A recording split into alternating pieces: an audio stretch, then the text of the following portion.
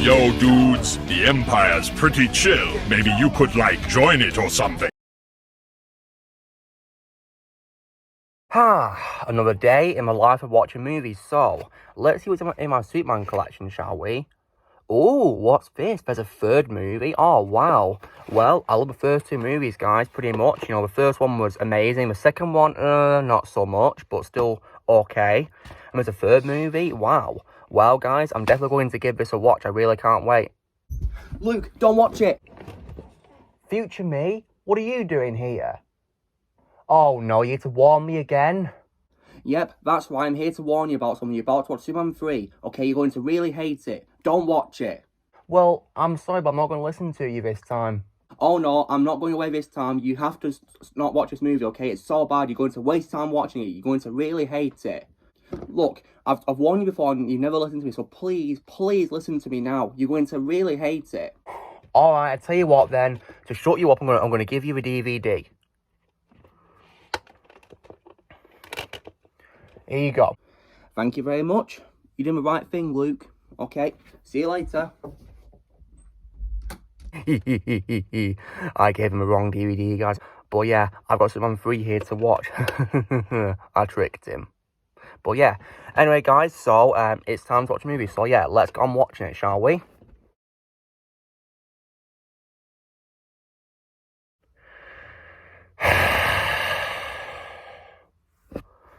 Well, that was a complete waste of time. Oh my god.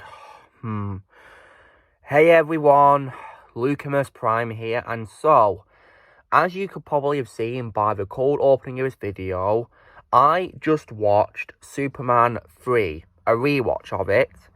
This was a movie released in 1983, directed by Richard Lester, and I thought I would rewatch it in preparation for this review, and oh my god, right?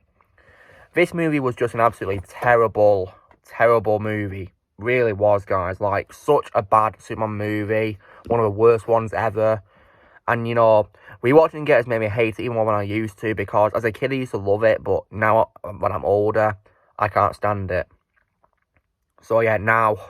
However, guys, it may be a bad movie in my opinion, but it does have good qualities, in my opinion. Only a fair few that prevents it from being the worst DC movie of all time, and a slightly better movie than Superman 4: Quest for Peace, because that, in my opinion, is to this day the worst standalone Superman movie ever in live action. So this movie, so what is this movie about? So, a quick synopsis of the movie for you. So basically, it focuses, you know, on Superman, but it's different this time because things have changed compared to the first two movies. So yeah, now, many things are different, you know, so different in my opinion, guys. They changed it a lot, and yeah, it's where the movie died in my opinion. So, okay, so the good qualities is, when it comes to performances, the only actors that I liked in this movie were the ones who returned from the first two movies pretty much. For example, the great Christopher Reeve, rest in peace, did a phenomenal job as Superman as always, you know. In any movie he was in Superman, he still did a great job in all of them, you know, like, I'll never cast anyone other than him in live action, in my opinion, because in my opinion, no one can play Superman better than him, ever. In this movie, he did have good moments, absolutely, and he still gave a great performance with what he was given, and also, Jackie Cooper was also great as Perry White, although Perry White doesn't have much screen time, which we'll get to, and Mark McClure was also good as Jimmy Olsen, still great comic relief, but unfortunately he didn't have much screen time either. And also, Margot Kidder as Lois Lane was also unfortunately wasted, but for understandable reason. But she still was great in her two scenes she was in. We'll get onto it in the bad qualities. And also, another good quality, guys, is also that some of the special effects are also still really good for a time in the 80s, absolutely. Sure, they may not hold up to 2021 standards, but they are really good for a time, especially practical effects are really good. And also, as well, Ken Thorne also returned to composing music alongside Georgie Moroder also doing some music as well. And I will say that even though I do prefer John Williams' music by far, Ken Thorne still did a decent job, you know, including his themes in the soundtrack, I guess. But unfortunately, this score didn't really have very much, you know, new tracks. Most of it was just taken from you know, previous movie by Richard Lester, which was Superman 2, the theatrical version of it. So yeah, Not very much new music, I guess, but it was still nice to hear the classic theme, so yeah. And also, there's only like, a few highlights of the movie I'd like to say, which are good qualities. So, one highlight I will talk about is definitely the power station scene where Superman stops a fire in a power station. That was probably one of the few Superman moments in a movie, really. I really, love that scene. It's one of the few scenes in the movie I like to rewatch nowadays, so yeah, because it was really good. And it shows him being a hero. It was really good. And also, the other highlight of the movie, probably the best scene in the movie, guys, was probably the fight scene between Clark Kent and the evil Superman. Because in this movie, guys, Superman is exposed to laced kryptonite, which causes him to start to become selfish and evil. So, yeah, it changes him quite a lot. And, but this fight scene, guys, was probably the only best part of the movie, in my opinion. Like, the number one best scene in the movie. Because they did a very good job with two Christopher Reeves in the scene. It was very good how they filmed it. You'd think there was two of them actually there, but yeah. I think it was obviously doubles there, of course, in the shots where you can't see Christopher's face, so yeah. But it was a very good fight, in my opinion, guys. Very well made. But probably the only highlight of the movie, besides the power station scene, probably the best part of the movie. So yeah. And however, on to bad qualities. There's so many in this movie, guys. So many. For example, I personally did not like any other villains in this movie, guys, at all.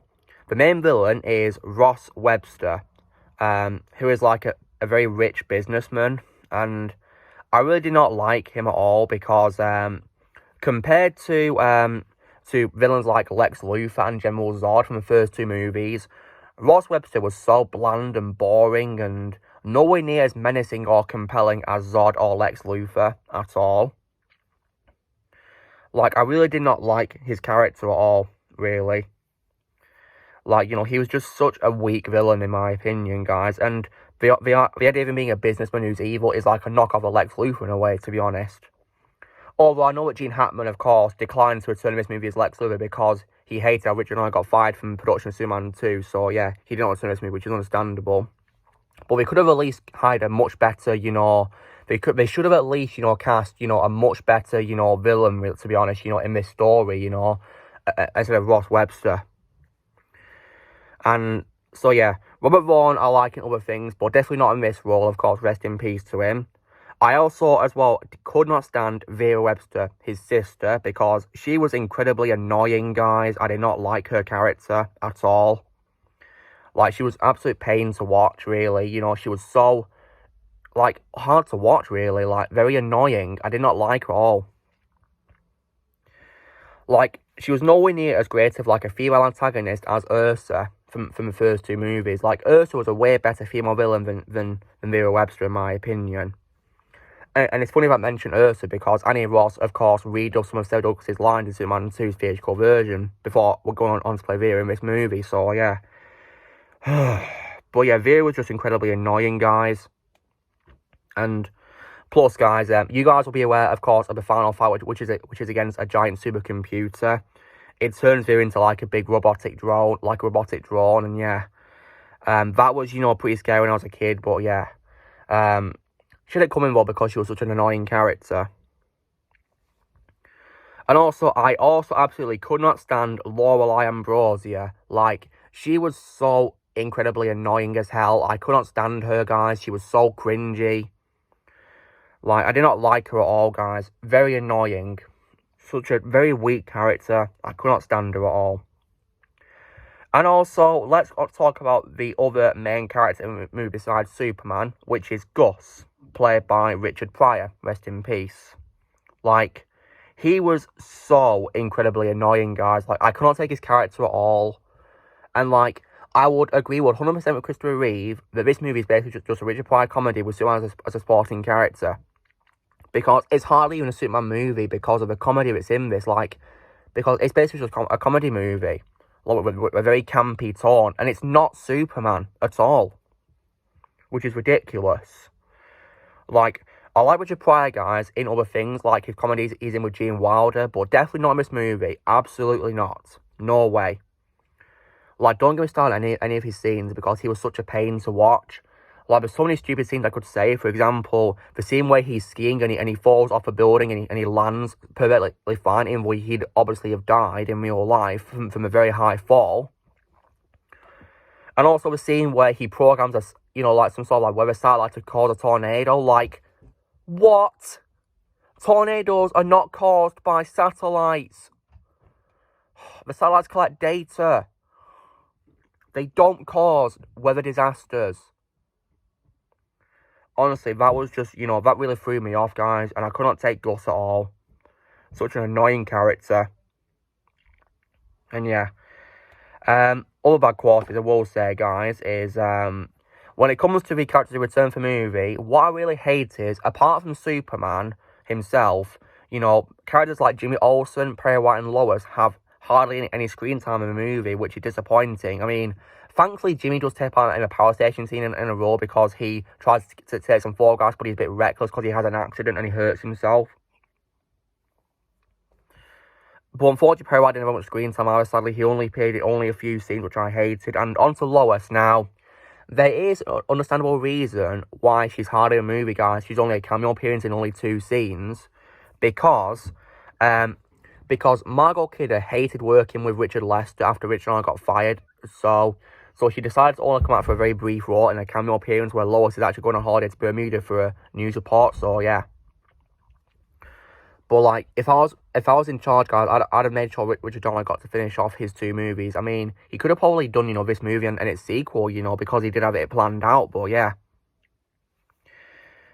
It was just, you know, really stupid how, you know, they wasted many original characters, aside from Superman, of course. So, yeah.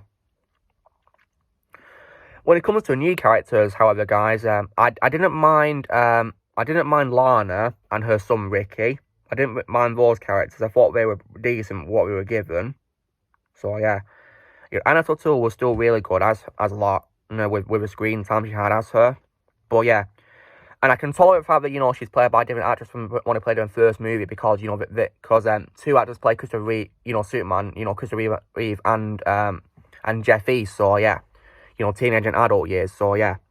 However, there is like a bit of an error, guys, with a scene where Clark Kent visits, you know, the school reunion party, because for the scenes which show, you know, where we see photographs of young Clark Kent and young Lana, they don't use photographs of Jeff East or the actress who played Lana in the first movie. They instead use photographs of young Christopher Reeve and young Anna Tortola. So yeah. So that was disappointing, guys, and it also creates even more confusion because Clark Kent looks so much like Superman without his glasses. And when Superman visits, you know, that party, when he's welcomed to Smallville and given a key to a city, none of the residents appear to recognise him at all. So that's a big plot hole, which is absolutely ridiculous. And yeah, and so someone I didn't recognise. So what I'd done is I'd have made sure we use a picture of Jeff East's version of Clark Kent, not Christopher Reeve, because obviously when he was young, he wasn't Christopher Reeve, he was Jeff East. So yeah, that would probably make more sense. And another bad quality I will say, guys, also is when it comes to the laced kryptonite, guys, you know, it is true that, you know, there is like a form of kryptonite which can make Superman turn evil, basically. But the thing is, guys, it's called red kryptonite. It's red, not green. So yeah, like the kryptonite which, you know, Gus gives Superman, which is laced with, you know, the chemicals to make him go selfish, was green, not red. So like, you know, they should have, you know, given him red kryptonite. And, you know, I also don't understand why Superman wasn't suspicious when he noticed the colour of it, you know, because it's the colour of his weakness, kryptonite. Like, I didn't really allow it, to be honest, guys, so, yeah. And also, when it comes to the opening, guys, you know how I said that I didn't like how this movie is basically a comedy movie? Well, the opening is an example of that, because the opening is basically just, you know, loads of, like, accidents happening all over Metropolis, and, yeah, it's pretty annoying. Didn't like it. And low life presence in the scene also annoyed me as well, guys. And yeah, it was a pretty stupid opening in my opinion. Like, because what I hate is, guys, in the theatrical version, guys, I'm a version which is on DVD, which I rewatched last night. They don't have a space opening with, you know, the titles in space. It's instead the titles on the ground of Metropolis is pavements, you know, appearing in the ground, you know, as the scene's playing out. So I did not like that at all, guys. I wanted it to be, you know, be a space opening. I mean, thankfully the TV release did have a space opening, I guess, which was a good thing. But yeah, I was just disappointed with the opening, really. It was just pretty stupid. And, but yeah. And also, the scene with the supercomputer is also pretty stupid as well, guys, because, you know, in real life, guys, it would take them a very long time to build a big computer that size, right? You know, but yet in this movie, guys, it takes them only a very short amount of time to build it, which is just absolutely ridiculous, you know, because they need to find all materials and how to plan it out, and it would take a very long time to build, but yeah, somehow this movie didn't take long at all, so yeah, really confusing. And also, when it comes to the powers that the computer has, right, there is, like, you know, a big error with it being, you know, because one big problem I have with the movie, guys, which I said in my ranking video last year, guys, is, one of the powers it has is the ability to fire an invisible shield, you know, at Superman, which it does, but the thing is, guys, it's clearly visible. And also, what's stupid is, guys, Superman has trouble breathing in the shield. But the thing is, he can breathe in space. Oh, my God. That is just so stupid. Like, I was very angry about that. Like, you know, I don't understand why he couldn't breathe, because he can breathe in space where there's no air, you know? Absolutely terrible. Like, I couldn't tell about it all, guys. You know, they lied about the bubble being invisible when it clearly was visible, because it is visible to the audience, and yeah. Alright. Goodness me, it wasn't good. And yeah. And also, when it comes to unlikable characters, guys, I did not like Brad. You know, that guy who was one of the Smallville students who bullied Clark. He was very annoying, and yeah. Especially seeing him in a bowling alley, but thankfully Clark got his revenge by blowing Ricky's ball to, you know, the pins, and it you know, and it caused them to smash, which was a pretty cool scene, actually, guys, in a bowling alley. And yeah, also, guys, when it comes to, you know, props on the set, right, and other things in the set, right, I can also tell, guys, that Christopher Reeve was wearing a wig in this movie, because his hair was a different colour to how it was in the previous two movies, because it was like brownish hair, so yeah. Like, I don't know why they couldn't have given him a black wig, you know. Would have made much better sense, and, you know, it would be less obvious he's wearing a wig, you know. Because I believe it had alopecia around the time they were making a movie, so, yeah, he had to wear a wig. So, yeah.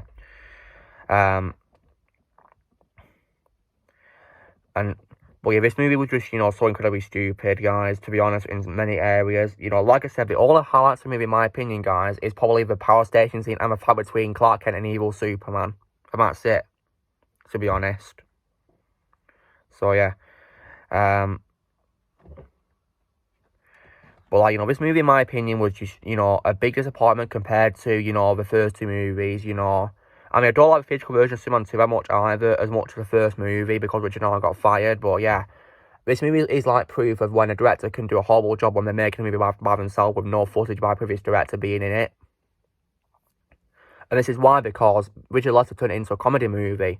You know, very campy tone. It was just so absolutely stupid, guys, and yeah, hated it. But, you know, Christopher Reeve was probably the best actor in the movie, in my opinion, still.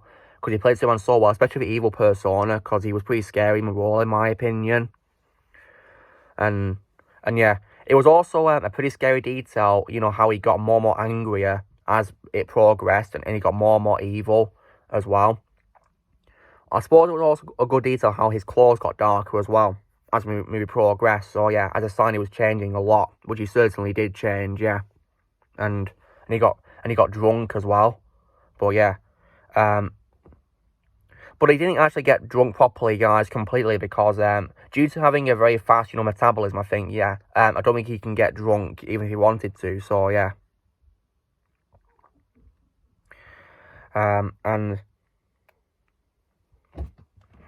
there's also many shots of him, you know, where the lighting isn't that good either, you know, because you can tell he's clearly in front of a green screen as when he's flying Superman. And also the same thing could be lied to the villains who are flying on those, you know, parachute things to get to the computer. So yeah, and when it comes to ending a movie, guys, when Superman drops off Ghost at like some sort of like mining place and he gets that diamond from the ground, thing is, when Superman's left them, you know, Ghost pretends to undo his shirt to the other S symbol, but, you know, how did he know that Superman does that? How? How did he know that when Superman's changing from, you know, his civilian persona to Superman, he does that? You know, he doesn't know that Superman's Clark Kent. He doesn't. So, yeah, like, that was just, you know, really, really stupid, guys. Like, goodness me. But, yeah, like, so despite this movie having highlights, they were completely overshadowed by the bad qualities I've just mentioned. You know, they really ruined the movie, in my opinion.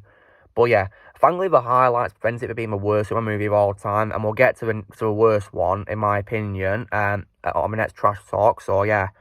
I feel real bad for giving my future self a wrong DVD now, so yeah, I wish I gave him this movie now. So yeah. Anyway, guys, so if you wonder why I give this movie out of 10, well, unlike my video ranking that I gave it last year, I think it was like more than last year ago, which was in 2020, in August, I gave it a 7 out of 10, but because I hate it even more now when I rewatch it, I now give it a 4 out of 10. I just can't stand it because it was just so bad in my opinion, you know. The comedic tone and the villains and Ghost didn't work for me at all, guys. I couldn't stand it. It was unbearable to watch, but yeah. But Christopher Reeves does save the movie, in my opinion. He saved it for me, but yeah. Unfortunately, this movie was just terrible, in my opinion. Hated it. So, guys, this is me reviewing Superman 3, doing my next trash talk of it, so yeah. So, you know, drill, guys, be sure to give this video a like, also be sure to leave comments what you guys think of Superman 3, if you think what your thoughts are on it, also be sure to join Team Prime, press and subscribe for more videos coming in the future. If you'd like to be a member, you can press on the PCLs or you can leave a description, and up, and away.